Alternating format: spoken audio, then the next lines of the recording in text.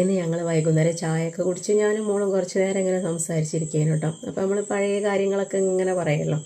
ആ ടൈമിൽ മോളിനോട് ചോദിച്ചു, ഞാൻ ഉമ്മൻ്റെ കല്യാണത്തിന് ആരാ മൈലാഞ്ചിട്ടെന്ന്. അപ്പം ഞാൻ പറഞ്ഞു ഞാൻ തന്നെ മൈലാഞ്ചിട്ട്, ഒരു കൈക്ക് ഞാനോട്ട് ഒരു കൈക്ക് എൻ്റെ കസിന് കൊട്ടുന്നതാന്ന് പറഞ്ഞു. 10-20 വർഷം മുന്നുള്ള കാര്യമാണ്. അപ്പോൾ മേക്കപ്പ് ഉണ്ടായിരുന്നു. അപ്പോഴാണ് കേട്ടോ ഞാൻ ഓർക്കുന്നത് നമ്മളെ കല്യാണത്തിനൊക്കെ എന്ത് മേക്കപ്പാണ് നമ്മൾ ചെയ്തിട്ടുള്ളതെന്ന്. അന്നേരം ഞാൻ പറഞ്ഞ അവളോട് ഒരു 4 ദിവസം മുന്നേ ഫേഷ്യൽ ചെയ്യാൻ പോകും. ആ ഫേഷ്യൽ തന്നെ അന്നത്ര 400, അതന്നെ നല്ല റേറ്റാണ്. പിന്നെ ഗോൾഡൻ ഫേഷ്യൽ, പപ്പായ ഫേഷ്യൽ, അങ്ങനെ പല ഫേഷ്യലുണ്ട്. അപ്പോൾ നമ്മൾ ഏതാണോ റേറ്റ് കുറഞ്ഞത് അതാണ് ചെയ്യുക. അങ്ങനെ ഫേഷ്യൽ ചെയ്യും. അപ്പോൾ അതിപ്പോൾ ഞായറാഴ്ചയാണ് കല്യാണം എന്ന് വെച്ചിട്ടുണ്ടെങ്കിൽ വ്യാഴാഴ്ച ചെയ്യും. എൻ്റെ കല്യാണം വ്യാഴാഴ്ചയായിരുന്നു. അപ്പോൾ നമ്മൾ ഞായറാഴ്ച ചെയ്ത് അപ്പോൾ വ്യാഴാഴ്ച ആകുമ്പോഴേക്കും മുഖത്ത് നല്ലൊരു ഗ്ലോ വരും കേട്ടോ. കാണുന്നവരൊക്കെ പറയാം നല്ല നല്ല നിറം വെച്ചാണ്, അങ്ങനെ ഒരു ഇതാണ്. നമ്മൾ അന്നത്തെ ഒരു ദിവസം ഏറ്റവും സ്റ്റൈലായിട്ട് നിൽക്കാനാണ് നമ്മൾ ശ്രമിക്കുക.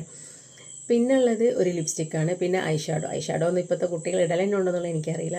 പിന്നെ ലിപ്സ്റ്റിക്കിന് അങ്ങനെ ഷെയ്ഡൊന്നുമില്ല. ഒരു 20-25 ലിപ്സ്റ്റിക് ഉണ്ടോ അതിടും, അല്ലെങ്കിൽ ഐഷാഡോ. പിന്നെ ചെറിയൊരു മേക്കപ്പ് സെറ്റും ഉണ്ടാവും. അത് അധികവും ഗൾഫിൽ നിന്ന് കൊണ്ടുവരുന്ന സെറ്റായിരിക്കും. അപ്പോൾ അതിൽ കുറേ ഈ ഐഷാഡോ ഒക്കെ പല കളറിലുണ്ടാവും. പിന്നെ മസ്കാര ഭയങ്കര ഇഷ്ടമുണ്ട്. പക്ഷേ മസ്കാര കണ്ണിങ്ങനെ കുറച്ചൊരു ഇടുങ്ങിയ കണ്ണായതുകൊണ്ട് മസ്കാര ഒന്നും ഞാൻ എഴുതല്ല. എനിക്ക് ഭയങ്കര ഇഷ്ടമുള്ള സാധനം മസ്കാര.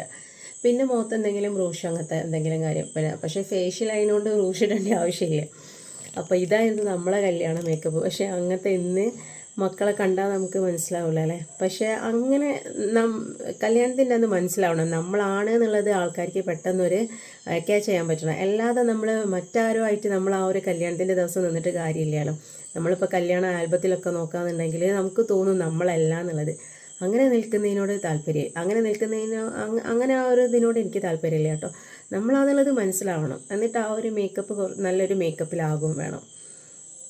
അപ്പോൾ നമ്മളൊക്കെ കല്യാണ ഫോട്ടോ കണ്ടാൽ ഇപ്പോഴത്തെ ജനറേഷൻ ചിരിക്കും.